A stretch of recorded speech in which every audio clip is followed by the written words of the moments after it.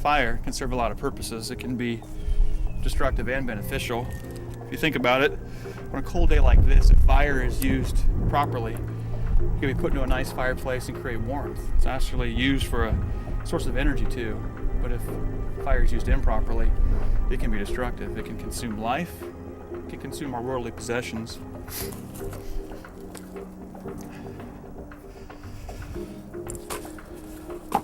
Even the Bible talks about fire. Different purposes, different meanings. In one particular context, it's seen as a refining process in our lives. I think most of us have heard of this idea of smelting, wherein you take intense heat and you heat up metal, and when through that process, the impurities rise to the top and are scooped away. What is left is pure. You might say that when the writers of the Bible even talk about this in our own lives, the pressures, the intensities, the things that you and I face, some of them are purposeful, and what they bring out of us, those fiery times, is a more pure life, the good things that last.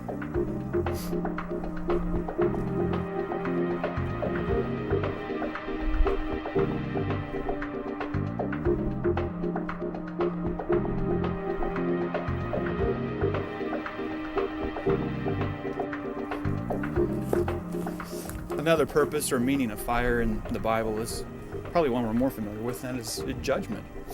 The Bible tells us that one day we'll stand before God and basically be responsible for everything we've said or done, every action in our life. And in a sense, eternity will burn away the things that don't really mean anything.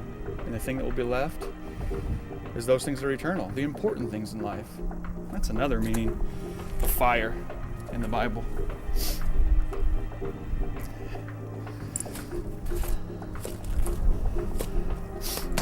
Even James in the New Testament talks about how our mouths, the words that come out of our mouths, our tongue, is as powerful as a spark in a dry forest that if it's thrown to the ground, will consume an entire forest, start a fire. We all know that that would happen. If that happened in a forest anywhere in our country, lives could be lost, thousands of acres could be destroyed. And our words are similar. The wrong word can destroy our relationship with others and put distance between us and God.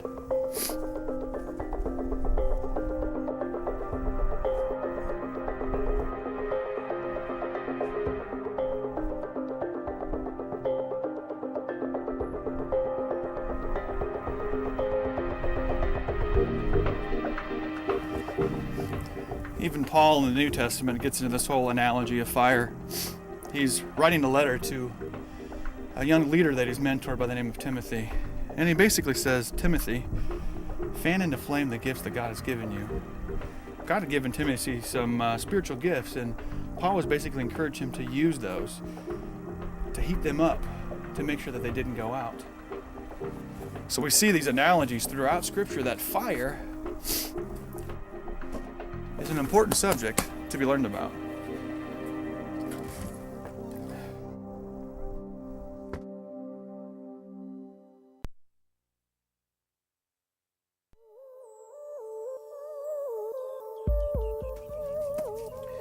You know, when you build a good fire, you just need the right ingredients.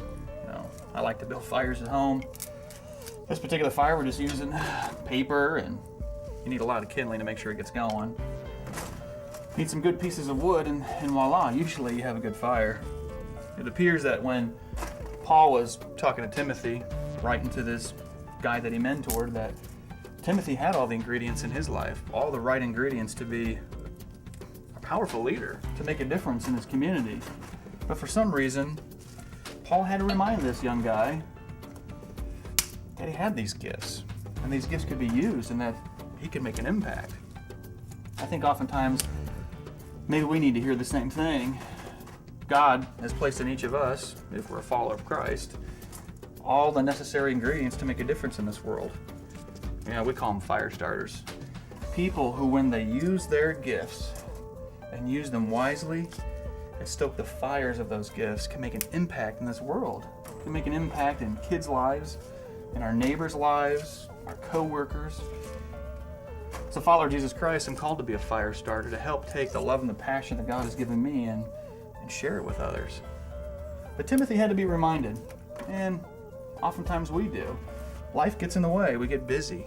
We get distracted, and we put our priorities on other things. Now, I'm going to light this fire here. The last thing I need is a couple big pieces of wood and the magical ingredient, a flame. Now, as I light the fire, like any fire that's lit, I just can't walk away and pretend that it'll keep going. It takes a little bit of work. I got to be strategic about it if I want a good fire at home. And I think what Paul was telling Timothy was the same thing. You just can't expect the gift to keep going. You have to nurture a fire. You have to give it oxygen. You have to give it more fuel. And when you do, it takes off. And the same thing for us. When it comes to our gifts, we have to fuel it. And the best way that we fuel that is by serving. Serving is what makes a difference.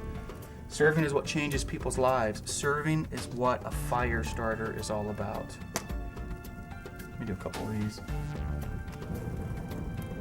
There we go. A good fire.